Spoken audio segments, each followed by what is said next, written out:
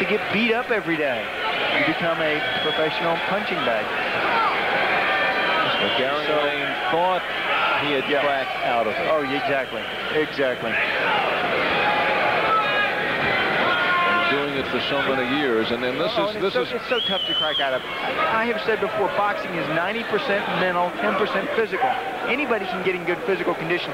Garing Lane can go 20 rounds if he wants to, but to be able to throw the combinations, to be able to get to that next level, it's mental. You have to concentrate 100% on throwing hard punches and fast punches and not taking the shots.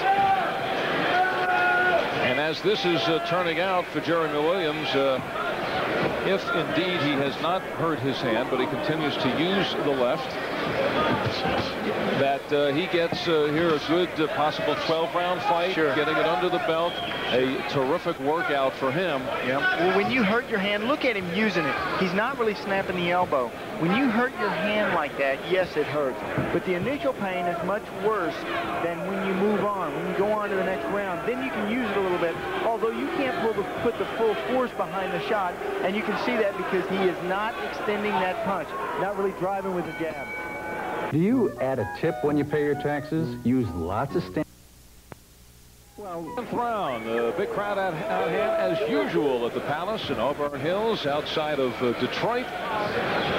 And they are watching this heavyweight encounter between 13-0 Jeremy Williams on the left and 11-9-1 Garing Lane, now with his back to you and completely obscuring the view of Jeremy Williams for just that split second. Yeah, he obscured the whole crowd over there in that section. Poor Jerry, what a nice kid too. Terrific.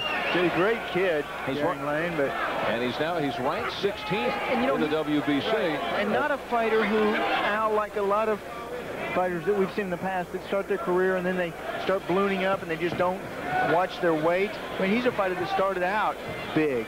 He started out his boxing career at 300 pounds. Still trying to get down. Both fighters just coming from opposite ends of the ball. Garing Lane, one amateur fight. Jeremy Williams, a sensational amateur fighter. And fighters box in cycles. When Garing Lane won the fight with Alex Garcia, he got into a cycle. I got to get back in the gym. I can do something with this. Now it's going to be interesting to see what happens now with this fight because he's not even in this match. Well, with Alex Garcia, he had a opponent who stood right in front of him. Right. And you know, fighters, you'll see in their careers where they go along and they win a lot of fights. Then all of a sudden they hit that one mark where they lose a fight.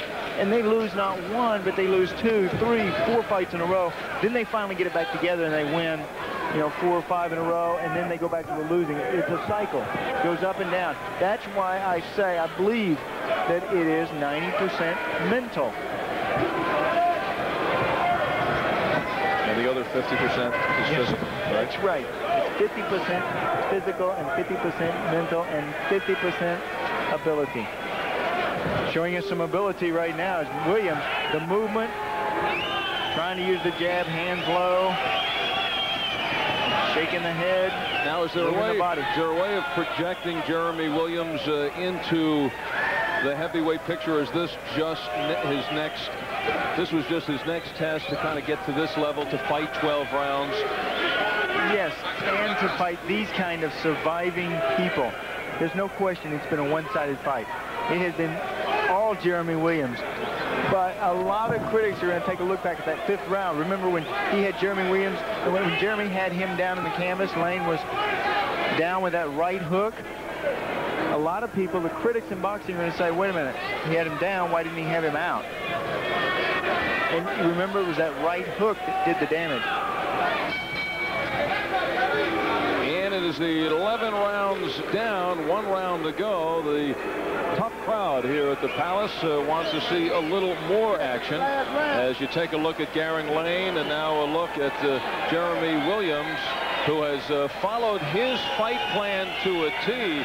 Remember what Jeremy Williams had to say before the fight tonight? With a big guy like that, he's not going to be able to keep up with my pace. I'm not going to just fight somebody. You know, he's stronger than I am. You know what I mean? He's been boxing in the professional game longer than I have. So what I have to do, I have to outthink him. And in order for me to beat Garing Lane, I've got to do everything correct. I've got to move away. I got to feint when it's time to feint. I got to jab when it's time to jab. I got to do everything exactly right to beat Garing Lane. Yeah, remember when we heard from Garing Lane about no fight plan? Well, this is a kid that has a fight plan. He has goals in mind. He knows what he wants to do inside the ring. He goes out there and he does it. A lot of questions, I know, still about his punching power, about his ability to close the show, about his ability to take out his adversaries, but no doubt about he is a terrific young prospect and a wonderful, versatile fighter. Boom, look at that. Oh, look at the stepping in the post hole. Well, he may take out his fighter, and he does. Sam Williams says that's enough. Garing Lane got a couple of breaks earlier, and Jeremy Williams able to finish the job here in the 12th. And that's what the stoppage of this fight means to Jeremy Williams. Well, I think he's excited, and for good reason. I mean, Garing Lane only been taken out once before, that by Riddick Bowe. So it's a big feather in his cap. He wanted the knockout. He got it the way that he wanted it to. He wanted that right hand out on the end. He wanted to be able to put his opponent down on the canvas and this fight to be over. I know Garing Lane got up. He is very durable, but down he goes, and here it is. Watch for the overhand right. Jeremy Williams has been very effective with that punch earlier in this fight in that 5th round. Kaboom, there it is, and look at the stepping in post holds, wobbly. Garing Lane did everything that he could to stand up, even using the ropes. The overhand right, kaboom. It has, yes, been a one-sided fight. The one question earlier when Garing Lane was cranked by Williams and was issued a standing 8 count, which is not in the rules, and why wasn't he issued one? I think they may have told Sam Williams there's no standing 8 count, Sam. Well, he's excited. He should be. That's a good knockout for him. And that is his 11th in 14 straight victories as a pro. And we get the final count and the time. Let's go to Wally Jackson.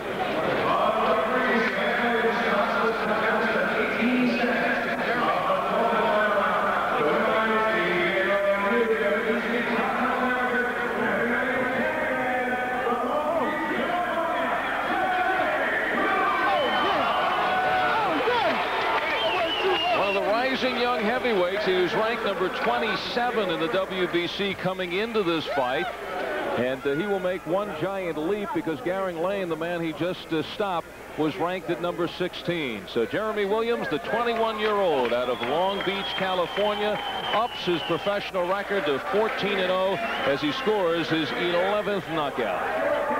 And he gets the title belt. The WBC Continental America's Heavyweight Championship.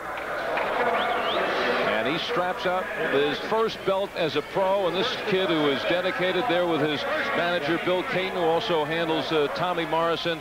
So you get that first belt, and that's what you start with. And it'll hold his trunks up. So a big night for Jeremy Williams tonight in our main event. 18-0